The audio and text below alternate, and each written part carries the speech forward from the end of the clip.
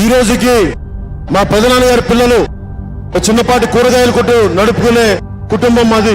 ఏదో మేమైతే యాక్టర్లు అయ్యాం కానీ మా బంధువులందరూ కానీ మా స్నేహితులందరూ కానీ చాలా చిన్న దిగువ మధ్య తరగతి వ్యక్తులు. చిన్నపాటి టిఫిన్ సెంటర్ నడుపుకునే కుటుంబాలు మావి. చిన్న కూల్ డ్రింక్ షాపులు పెట్టుకునే కుటుంబాలు మావి. చిన్నపాటి ఉద్యోగాలు చేసే కుటుంబాలు మావి. మా అమ్మ అంది, మనకెందుకు రావాలి రాజకీయాలు, చిన్నపాటి కానిస్టేబుల్ కుటుంబాలను చూసిన వాళ్ళు మనకెందుకు నాన్న ఈ గొడవలు అంటే, నీ కొడుకు బాగుండాలి, మిగతా బిడ్డలందరూ చచ్చిపోవాలమ్మా, నేను చస్తాను. నా దేశం కోసం, నా సమాజం కోసం, నా తెలుగు జాతి కోసం అన్నిటినీ వదిలిచ్చాను. ఇంట్లో కూర్చొని సినిమాలు చేసుకుంటే 100 కోట్ల పైన సంపాదన ఉంటుంది, ఆనందం లేదు. అవినీతి, విలువలు లేని రాజకీయ నాయకులు మన చదివే చదువుకి సరైన ఉపాధి అవకాశాలు కల్పించే పరిస్థితులు ఎక్కడున్నాయి? స్కిల్ డెవలప్మెంట్ ఎక్కడ? నైపుణ్యత ఎక్కడుంది మన చదువుల్లో? డబ్బున్న వాళ్లే మరింత డబ్బున్న వాళ్ళు అవుతున్నారు. దోపిడీ చేసే వాళ్లే మరింత దోపిడీ చేస్తా ఉన్నారు. పోలీస్ కానిస్టేబుల్స్ గాని, పోలీస్ శాఖ వారు గాని, ప్రతి ఉద్యోగి, ప్రతి టీచరు, ప్రతి ప్రభుత్వ ఉద్యోగి పొద్దు నుంచి సాయంత్రం దాకా రెక్క ముక్కలు చేసుకోవాలి. ఒక 10,000 సంపాదించాలంటే పిల్లల్ని పోషించాలి.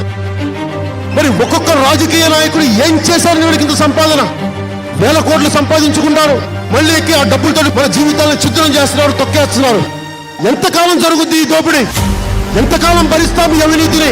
మారుతారేమో మారుతారేమో మారుతారేమో అని చూస్తే వీళ్ళకి మారే తత్వం లేదు, మారే బుద్ధి లేదు. వీళ్ళకి సమూలంగా ఒక వరదలాగా, ఒక తుఫాన్ లాగా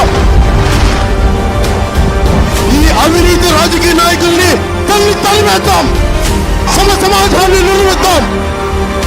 ఒక సరికొత్త బాధ్యతలు కూడిన రాజకీయ జవాబుదారీతనం వ్యవస్థని తీసుకొద్దాం. నా తరం దెబ్బతింది, నా తరం నష్టపోయింది, నా తరం అవమానం పాలైంది. భవిష్యత్తు మీకు బాధ్యతతో కూడిన రాజకీయ వ్యవస్థను తీసుకురావడానికే పవన్ కళ్యాణ్ మీ ముందుకు వచ్చాడు. మీ ఇంట్లో ఒకటిగా మీ కష్టాన్ని పంచుకోవడానికి, మీ కన్నీళ్లు తొడవడానికి, నేను మీకు ఉన్నానని అండగా ఉండటానికి.